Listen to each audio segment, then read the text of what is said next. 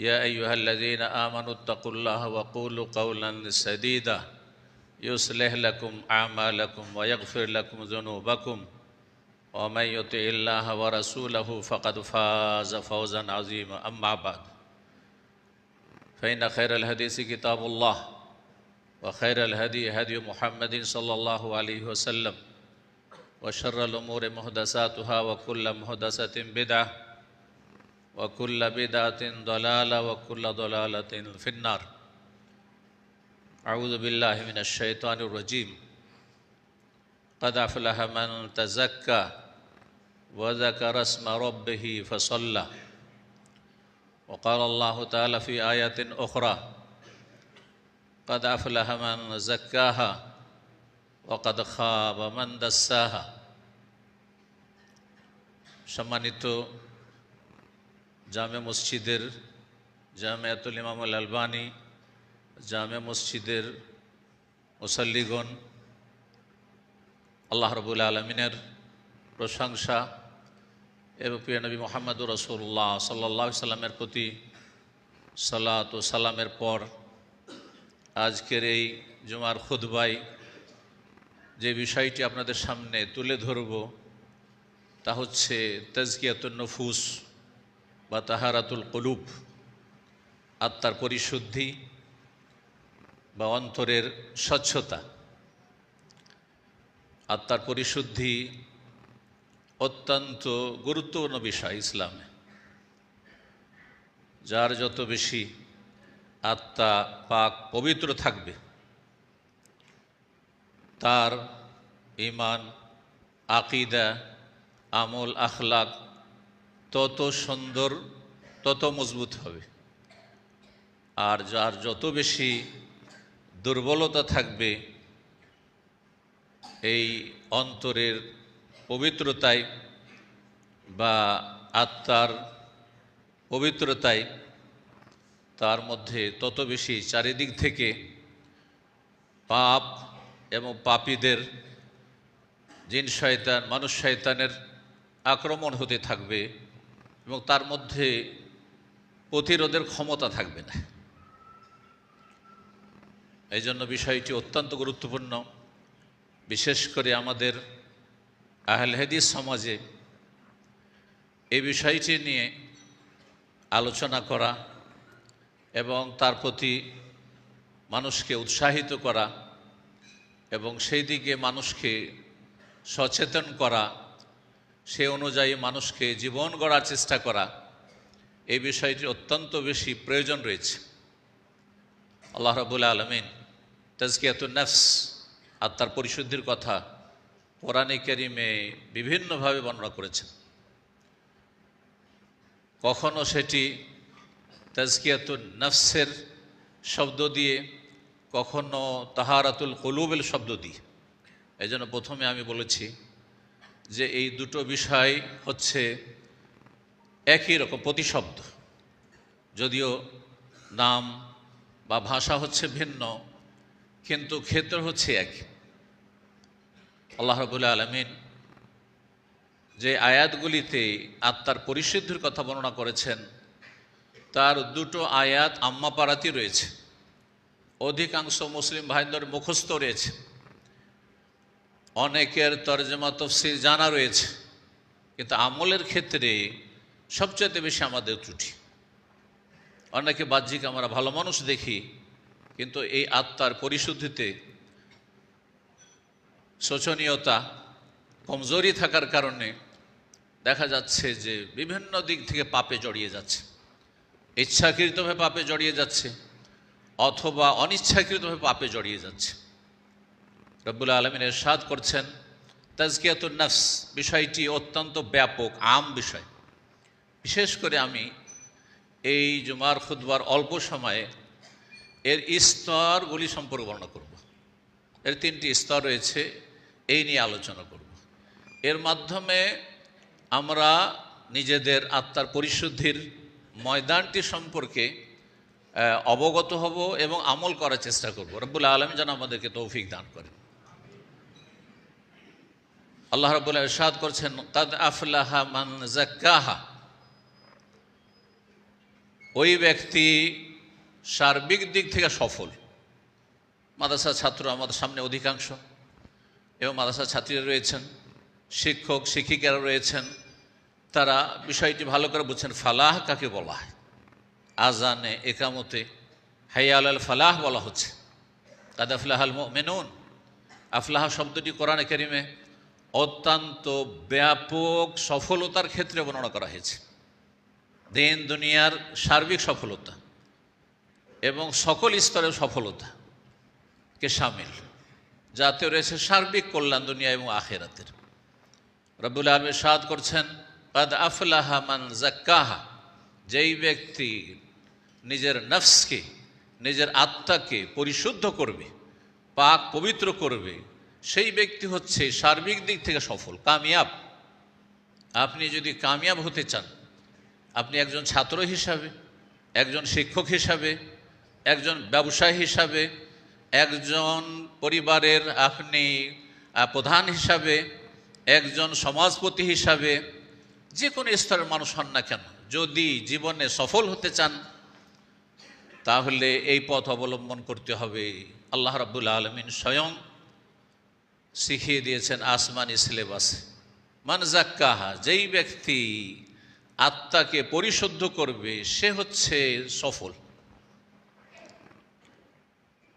ওয়াকাদ খাবা, পক্ষান্তরে ব্যর্থ, হতভাগা, ক্ষতিগ্রস্ত, ক্ষয়ক্ষতির শিকার সর্বক্ষেত্রে। দুনিয়ায় হয়তো রাতারাতি বড়লোক হয়ে যাচ্ছে, দুনিয়ায় রাতারাতি হয়তো খুব সুখী হয়ে যাচ্ছে, আপনারা দেখে অবাক হয়ে যাচ্ছেন যে এটি হচ্ছে হয়তো সফলতা। কিছু সফলতা না, পরিণাম খুব খারাপ রয়েছে।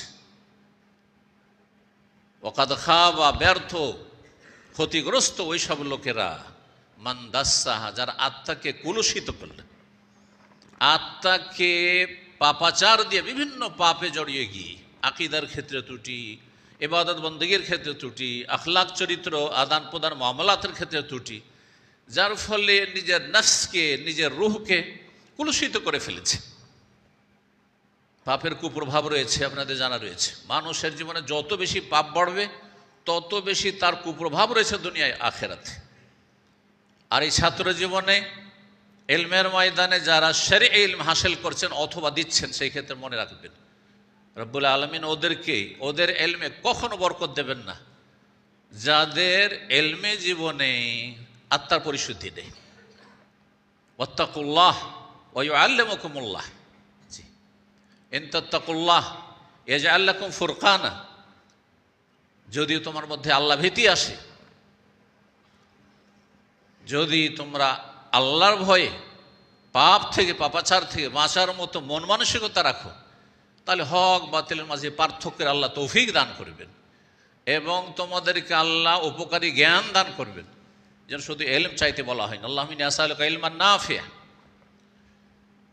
তাহলে আত্মাকে পাক পবিত্র করলে ফলাফল দুনিয়া আখিরাতে সার্বিক দিক থেকে ভালো।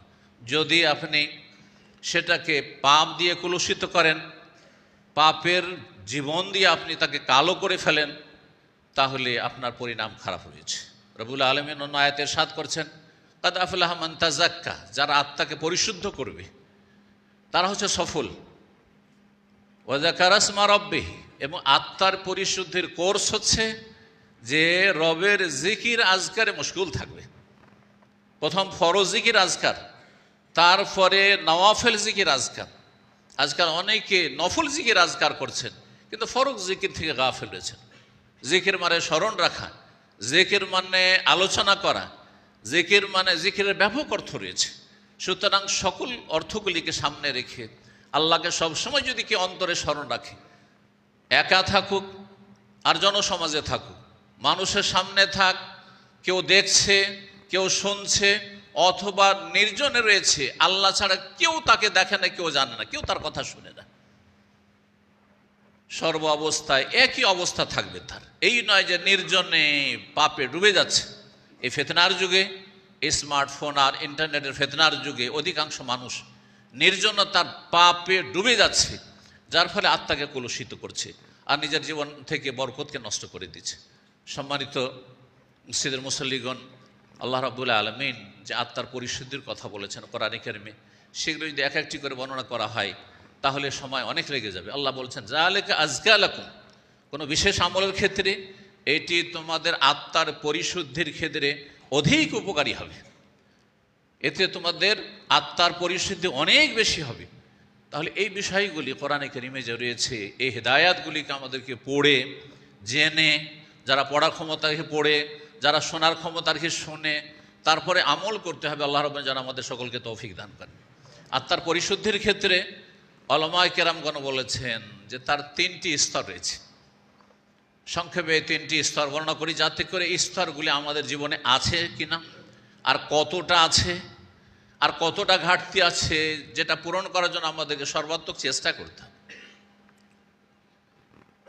প্রথম স্তর বলেছেন উলামায়ে কেরামগণ, সালাফ থেকেই বিভিন্ন বর্ণনাগুলি রয়েছে যে আল্লাহর তৌহিদ, আল্লাহর মহাব্বত, আল্লাহর ভালোবাসা, আল্লাহর ইখলাস, এই বিষয়টি হচ্ছে প্রথম বিষয়। আল্লাহর তৌহিদ, এবং তৌহিদের একটা গুরুত্বপূর্ণ দিক হচ্ছে মাহাব্বাতুল্লাহ, আল্লাহর ভালোবাসা। যার অন্তরে যত বেশি তৌহিদ প্রতিষ্ঠিত হবে, যার যত বেশি জীবনে তৌহিদের বাস্তবায়ন হবে, মান হাক্কাকা তৌহিদ, আপনারা পড়েছেন এবং পড়াচ্ছেন কিতাবুত তৌহিদে, মান হাক্কাকা তৌহিদের যদি পুরোপুরি বাস্তবায়ন হয় তো দাখালাল জান্নাতে বেগাইরে হিসাবিন ওয়ালা আযাব, না হিসাব হবে না আযাব হবে, জান্নাতে যাওয়া সহজ হয়ে যাবে। তো তৌহিদের প্রতিষ্ঠা, তৌহিদের গুরুত্বপূর্ণ একটি দিক হচ্ছে আল্লাহর ভালোবাসা। ইবাদতের গুরুত্বপূর্ণ একটা দিক হচ্ছে মাহাব্বাতুল, আল্লাহর ভালোবাসা। আল্লাহর ভালোবাসা যার অন্তরে যত বেশি থাকবে, আল্লাহ রাসূল সাল্লাল্লাহু আলাইহি ওয়াসাল্লামের ভালোবাসা যার অন্তরে যত বেশি থাকবে, আল্লাহর দ্বীনের ভালোবাসা যার অন্তরে যত বেশি থাকবে, তার তত বেশি আত্মার পরিশুদ্ধি হবে। কেন? দুনিয়ার একটি উদাহরণ দিয়ে বুঝেন আপনি। যার যেই বিষয়ের সাথে যত বেশি ভালোবাসা আছে, সেই বিষয়টি হাসিল করার জন্য সর্বাত্মক মরিয়া হয়ে চেষ্টা করে।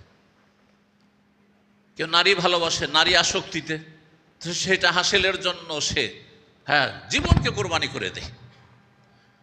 কেউ পয়সাকে ভালো, পয়সার জন্য এমন ছোটা ছুটছে যে পয়সা ছাড়া কিছুই বুঝে না, নিজের ছেলেমেয়েরও খোঁজ রাখে না, স্ত্রীরও খোঁজ রাখে না, বাপ মায়েরও খোঁজ রাখে না, শুধু পয়সার পয়সা। কারণ তার অন্তরে পয়সার ভালোবাসা এত বদ্ধপরিকর হয়ে গেছে যে তার পিছনে মরিয়া হয়ে ছুটেছে। দুনিয়াদার যদি দুনিয়ার ভালোবাসার পিছনে এত ছুটতে পারে, তো একজন মুসলিম সে আল্লাহর ভালোবাসার পিছনে, রাসূল সাল্লাল্লাহু আলাইহি ওয়াসাল্লামের ভালোবাসার পিছনে, আল্লাহর দ্বীনের ভালোবাসার পিছনে কতটা তাকে ছুটতে হবে। আর যত বেশি ছুটবে তত বেশি তার জন্য মেহনত। তাকে বলতে হবে না যে আপনি মেহনত করেন, বলতে হবে না যে আপনি আমল করেন, বলতে হবে না যে ফজরে আসেন, বলতে হবে না যে দিন শিখেন, শিখান, দিনের দাওয়ার কাজ বলতে হবে না। কারণ আল্লাহর মহব্বত তার অন্তরে সবচেয়ে বেশি রয়েছে। এই মর্মে আয়াত এবং হাদিস জানা রয়েছে যে দুনিয়ার যে সব সামগ্রী রয়েছে, এসব সামগ্রী, সময়ের স্বল্পতা যে বলছি না, সেই আয়াতটি যদি এগুলি তোমাদের অন্তরে বেশি, আহাব্বা ইলাইকুম মিনাল্লাহি ওয়া রাসূলিহি ফাতারাব্বাসু হাত্তা ইয়াতি আল্লাহু বিআমরিহি, দুনিয়ার এসব সুখের সামগ্রী যে তোমাদের কাছে ভালোবাসার পাত্র বেশি হয়ে যায় আল্লাহ চাইতে, আল্লাহ রাসূল সাল্লাল্লাহু আলাইহি ওয়াসাল্লামের চাইতে, তাহলে তোমরা আল্লাহর আযাবের অপেক্ষা করো, আল্লাহর আযাবের অপেক্ষা করো। আল্লাহ ধমক দিয়ে, শাসানি দিয়ে বলছে।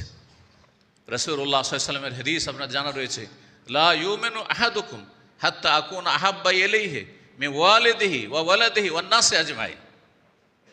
অতক্ষণ পর্যন্ত খাঁটি মুমিন হতে পারবে না যতক্ষণ পর্যন্ত প্রিয় রাসূল মুহাম্মদ সাল্লাল্লাহু আলাইহি ওয়াসাল্লাম তোমার কাছে, আমার কাছে যতক্ষণ পর্যন্ত সবচেয়ে বেশি প্রিয় পাত্র না হয়ে যাবেন, মিন ওয়ালিদিহি, পিতামাতার চাইতে, ও ওয়ালাদিহি, ছেলেমেয়ের চাইতে, ওয়ান নাস, সমস্ত কিছুর চাইতে, সমস্ত মানুষের চাইতে, দুনিয়ার সমস্ত কিছুর চাইতে, সবার চাইতে বেশি ভালোবাসার পাত্র হয়ে যাবেন মুহাম্মদ রাসূলুল্লাহ সাল্লাল্লাহু আলাইহি ওয়াসাল্লাম।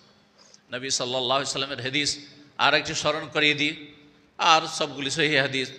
যাকা হালাওয়াতাল ঈমান, মানে ঈমানের যে স্বাদ পাবে, ঈমানের স্বাদকে পাবে। আর এক ভাষায় সালাসুন মান কুন্না ফি ওয়াজাদা বিহিন্না হালাওয়াতাল ঈমান, তিনটি যদি বৈশিষ্ট্য কার মধ্যে থাকে, এই গুণগুলি যদি থাকে, তাহলে ঈমানের স্বাদ পাবেন, তাহলে সালাত আদায় করে স্বাদ পাবেন। যে যাতে যত বেশি স্বাদ পায় সেটা ছাড়তে চায় না।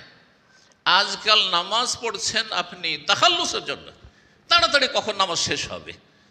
কিন্তু নামাজ পড়া উচিত ছিল তাকাররবের জন্য, যে এর মাধ্যমে কত বেশি আল্লাহর দিকে এগিয়ে যেতে পারি। কেন হচ্ছে না? এই জন্য যে ইমানের স্বাদ পাচ্ছি না, শুধু নামাজ পড়ে স্বাদ পাচ্ছি। রোজা রেখে কষ্ট পাচ্ছেন, স্বাদ পাচ্ছেন না। হ্যাঁ, দান সাদকা করে মজা পাচ্ছেন না, আপনি স্বাদ পাচ্ছেন না, শান্তি পাচ্ছেন না, কষ্ট পাচ্ছেন যে টাকা পয়সা চলে গেল, হ্যাঁ কম হয়ে গেল। এইভাবে যে কোনো আমল করে স্বাদ পাচ্ছেন না আপনি, কিন্তু দুনিয়াদারিতে স্বাদ লাগছে। এই বৈশিষ্ট্যগুলি নেই। সেই জন্য তার মধ্যে একটি বৈশিষ্ট্য, আইয়াকুন আল্লাহু ওয়া রাসূলুহু আহাব্বা ইলাইহি মিম্মা সিওয়াহুমা, আল্লাহ এবং রাসূল সবচেয়ে বেশি প্রিয় হয়ে যাবেন, সবচেয়ে বেশি ভালোবাসার জিনিস হয়ে যাবে মিম্মা সিওয়া, পৃথিবীর সমস্ত কিছুর চাইতে। তো এই মাহাব্বাতুল্লাহ অত্যন্ত গুরুত্বপূর্ণ বিষয়। এটি হচ্ছে আত্মার পরিশুদ্ধের জন্য প্রথম পদক্ষেপ। দ্বিতীয় পদক্ষেপ হচ্ছে আল মুহাফাজ আলাল ফারাইজ ওয়াল ইকসার মিনান নওয়াফিল। ফরজ ওয়াজিব মুসলিম জীবনে যা রয়েছে, দৈনিক ফরজ রয়েছে, সাপ্তাহিক ফরজ রয়েছে, মাসিক ফরজ রয়েছে, বাৎসরিক ফরজ রয়েছে, বিভিন্ন ফরজ রয়েছে। ফরজ রয়েছে শারীরিক ইবাদতের ক্ষেত্রে, ফরজ রয়েছে আপনার অন্তরের আমলের ক্ষেত্রে, আমালুল কুলুবের ক্ষেত্রে, ফারাইজ ওয়াজিবাত রয়েছে আপনার বিভিন্ন ইবাদত বন্দেগীর ক্ষেত্রে সর্বস্তরে। নারীদের ক্ষেত্রে হিজাব ফরজ রয়েছে, পুরুষদের ক্ষেত্রে এবং নারীদের ক্ষেত্রে অধিকাংশ মাসাইল কাছাকাছি একই রকম রয়েছে, যেখানে ভিন্নতা রয়েছে, ভিন্ন বিষয় রয়েছে। তো সবগুলি যেগুলি ফরজ জিনিস সেগুলির হেফাজত করা যথাযথ। 5 টাইম নামাজে কোনো ঘাটতি হবে না, বা জামাত সালাতে কোনো রকমের গাফিলতি হবে না। তারপরে জুমার সালাতে আগে ভাগে অষ্টাভ কোনো রকম গাফিলতি হবে না। এই নয় যে আজানের পরে আপনি এসে ঢুকলেন, খুতবা শুরু হওয়ার পর ঢুকলেন, এমন হবে না। ফরাইজ ওয়াজিবাতের হেফাজত করা, ফরাইজ ওয়াজিবাতের হেফাজত হচ্ছে অন্য অন্য যতগুলি ফরজ রয়েছে মানুষের, আল্লাহর হকের ক্ষেত্রে, মানুষের হকের, বাপ মায়ের হকের কতটা ফরজ রয়েছে আর কতটা স্তর রয়েছে, এগুলো সুন্নত মুস্তাহাবের দরজাতে পড়ছে, সেগুলো জেনে বুঝে আর তারপরে ফরজগুলি জীবনের নিয়মিত আদায় করা, সুন্দরভাবে আদায় করা, আর তারপরে বেশি বেশি নফল আদায় করা, বেশি বেশি নফল আদায় করা। নামাজের ক্ষেত্রে নফল রয়েছে, রোজার ক্ষেত্রে নওয়াফল রয়েছে, জাকাতের পরে দান সাদকার ক্ষেত্রে নফল রয়েছে, আর এলম চর্চার ক্ষেত্রে নফল রয়েছে। ফারজে আইনের একটা স্তর রয়েছে এলম চর্চার ক্ষেত্রে, ফারজে কেফায়ের একটা স্তর রয়েছে এলম চর্চার ক্ষেত্রে, যেটা হচ্ছে সুন্নাত সকলের জন্য এবং মুস্তাহাব নওয়াফিল। বেশি বেশি নফল করার চেষ্টা করা ফরজের হেফাজতের পরে।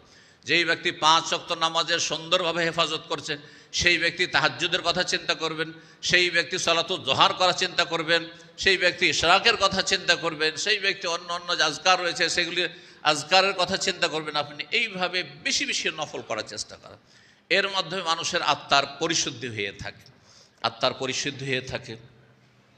তৃতীয় বিষয়টি সেটি হচ্ছে আল মুহাসাবা ওয়াল মুরাকাবা, নিজের হিসাব নিজেই করা। হাসিবু আনফুসাকুম ক্বাবলা আন তুহাসাবু, নিজের হিসাব নিজেই করেন।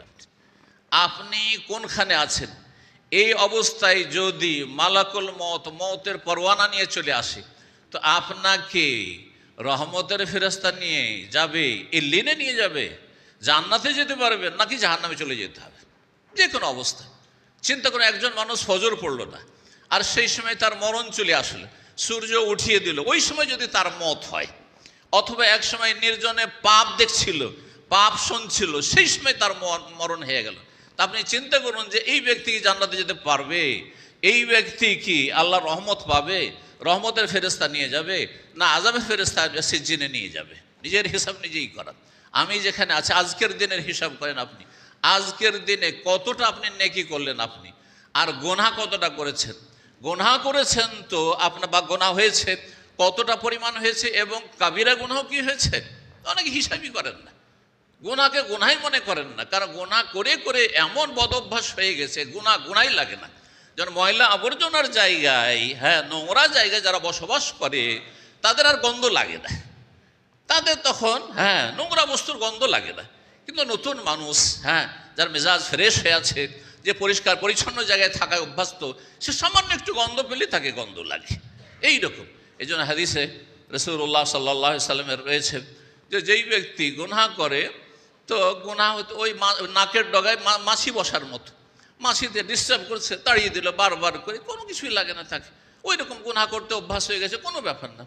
অথচ জীবনে কাবিরা গুনাহ হচ্ছে, আজকাল মুসলিম সমাজে কাবিরা গুনার শেষ নেই, কাবিরা গুনার শেষ নেই।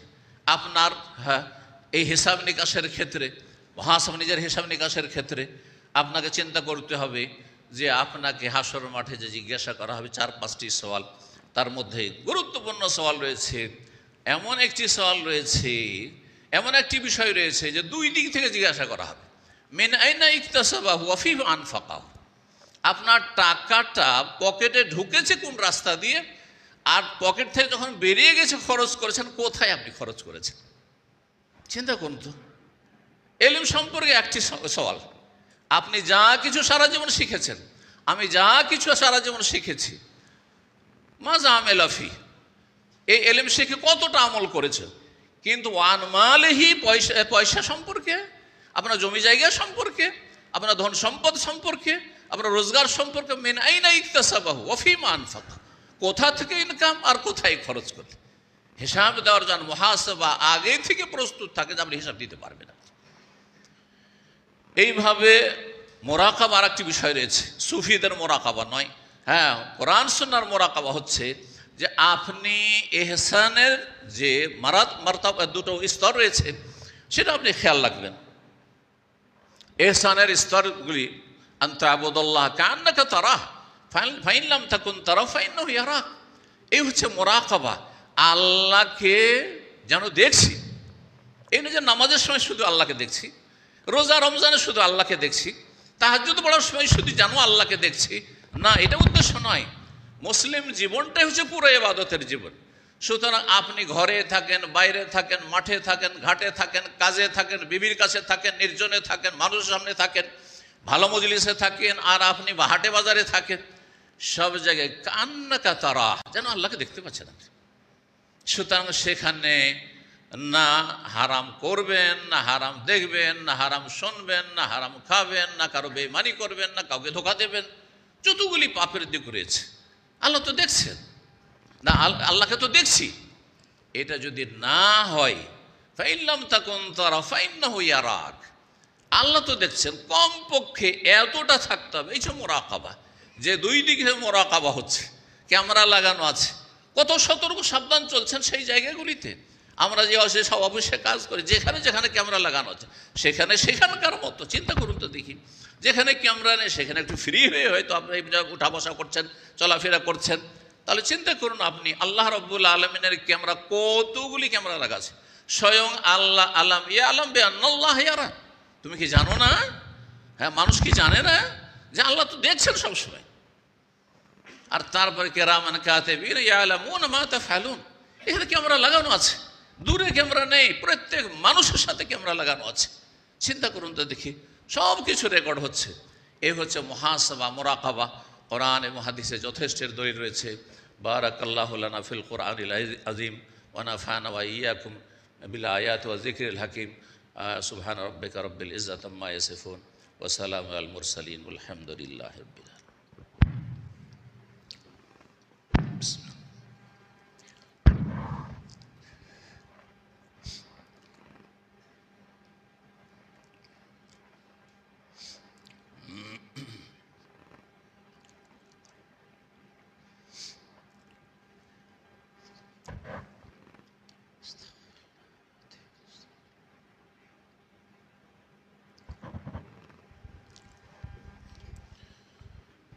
আলহামদুলিল্লাহ রাব্বিল আলামিন ওয়াসসালাতু ওয়াসসালামু আলা সাইয়্যিদিল মুরসালিন নবিয়িনা মুহাম্মদ ওয়া আলা আলিহি ওয়া সাহবিহি আজমাইন, আম্মা বাদ।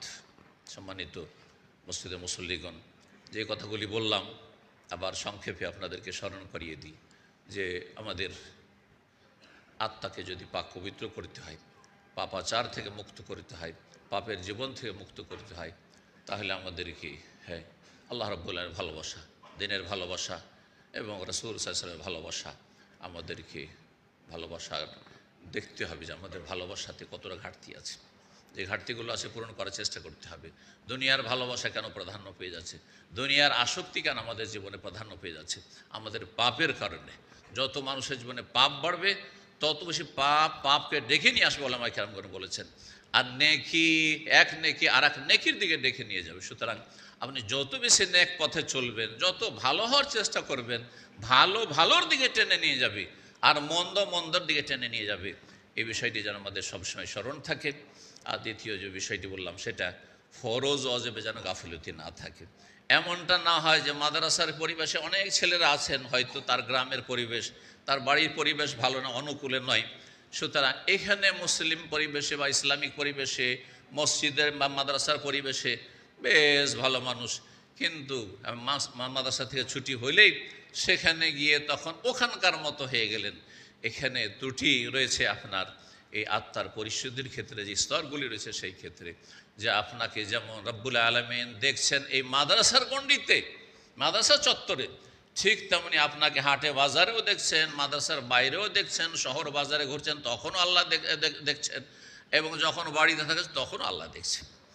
এবং এই ক্ষেত্রে আমাদেরকে যে কাজগুলি করতে হবে সেটি বলছিলাম যে ফরজ ওয়াজিবে যেন কোনো ঘাটতি না থাকে, আর তারপরে সুন্নত নফলে যেন কোনো ঘাটতি না থাকে।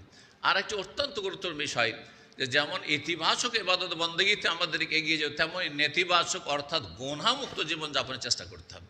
আপনি যদি নীরবও থাকেন, চুপও থাকেন, সেটা আপনার জন্য অনেক ভালো কথা বলার চাইতে যেই কথাতে আপনার পাকড়াও হইতে পারে, মুআখাজা হইতে পারে, এমন একটি কথা বললেন যাতে আল্লাহ অসন্তুষ্ট হয়ে গেলেন, এমন একটি কাজ করে যাতে আল্লাহ অসন্তুষ্ট হয়ে গেলে, তার চাইতে ভালো নীরব থাকা। যেই ব্যক্তি চুপ থাকছে অন্তত তার মুবাহ জায়েজ জীবনযাপন করছেন, সেটাও তার ইবাদত তারক। সুতরাং হয় ভালো কথা বলবো, মান কানা ইউমিনু বিল্লাহি ওয়াল ইয়াউমিল আখির ফালিয়াকুল খায়রান আও লিয়াসমুত, ভালো কথা বলেন, আর না হলে চুপ থাকেন। অনেক সময় মজলিসে বসে আছেন, দু একজন গীবত করা শুরু করলো, একজন চুগলখড়ি করা শুরু করলো, আপনি বলেন হ্যাঁ হ্যাঁ হ্যাঁ ঠিকই আছে ঠিকই আছে, আপনি গুনাহতে সমান শরীক হয়ে গেলেন আপনি। অথচ আপনার জন্য ফরজ ছিল এই মজলিসে ইনকারে মুনকার করা, অর্থাৎ আপনি ভালো কথা দিয়ে তাকে গুনাহ থেকে বিরত রাখবেন, যে আপনি এই কাজটা করি, এটা করে লাভ নাই, ওর সামনে গিয়ে বলেন ভালোভাবে হিতাকাঙ্ক্ষী হয়ে, তাহলে তার ইসলাহ সংশোধন হবে। না করে অধিকাংশ মানুষ, এলেমওয়ালা মানুষরাও গীবত থেকে মুক্ত না। সালাফরা গৌরবের সাথে বলতে পারতেন যে আল্লাহর কাছে বলতে পারো যে মাগতাব তো আহাদান, আমি কারো গীবত করি না। এখনকার যুগে আমার মনে হয় কোনো মুসলিম বলতে পারবে কিনা, নাসাউল্লাহ সালামাত ওয়াল আফিয়া, যে আমি কারো জীবনে গীবত দোষ চর্চা করি না, সংশোধনমূলক কাজ করি, ইসলাহি কাজ করি। সুতরাং আর এই গুনাহগুলিকে আলেম সমাজ অথবা মাদ্রাসা ছাত্র সমাজও গুনাহই মনে করেন না। গীবত করা, তাকে ছোট করলেন, তাকে মানহানি করলেন, তুচ্ছ তাচ্ছিল্য করলেন, তাকে নিয়ে ঠাট্টা মজাক করলেন, আপনি কিছুই মনে করছেন না এই বিষয়গুলি। অথচ আপনার কবিরা গুনাহ হয়ে যাচ্ছে, কবর আযাবের কারণ হয়ে যাচ্ছে, জাহান্নামে যাওয়ার কারণ হয়ে যাচ্ছে। আল্লাহ রাব্বুল সমস্ত যেন গুনাহ থেকে বেঁচে থাকার তৌফিক দান করেন। ইন্নাল্লাহ ইয়ামুরু বিল আদলি ওয়াল ইহসান ওয়া ইতাই যিল কুরবা ওয়া ইয়ানহা আনিল ফাহশাই ওয়াল মুনকার ওয়াল বাগই ইয়াইযুকুম লাআল্লাকুম তাযাক্কারুন। ربنا آتنا في الدنيا حسنة وفي الآخرة حسنة وقنا عذاب النار. ربنا ظلمنا أنفسنا وإن لم تغفر لنا وترحمنا لنكونن من الخاسرين. اللهم أعز الإسلام والمسلمين، اللهم أعز الإسلام والمسلمين، اللهم أعز الإسلام والمسلمين، وأذل الشرك والمشركين، وأذل الشرك والمشركين، وأذل الشرك والمشركين. اللهم انصر عبادك الموحدين، اللهم انصر عبادك، اللهم انصر عبادك. اللهم أهلك الظالمين بالظالمين، اللهم أهلك الظالمين بالظالمين، وأخرج المسلمين من بين أيديهم سالمين غانمين. اللهم سلط الظالمين على الظالمين، اللهم سلط الظالمين على الظالمين، وأخرج المسلمين من بين أيديهم سالمين غانمين. سبحان ربك رب العزة عما يصفون وسلام على المرسلين والحمد لله رب العالمين.